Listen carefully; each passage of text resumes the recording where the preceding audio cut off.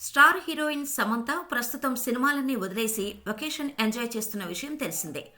Myositis వ్యాధితో బాధపడుతున్న Sam సినిమాలకు గ్యాప్ ఇచ్చి చికిత్స తీసుకుంటోంది.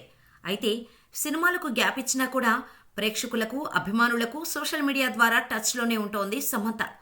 తను చేసే పనులు, వెకేషన్, టూర్స్కు సంబంధించిన ఫోటోలు షేర్ చేస్తూ అభిమానులను ఆనందపరుస్తోంది. రీసెంట్గానే సిటాడిల్ డబ్బింగ్ కూడా స్టార్ట్ చేసింది.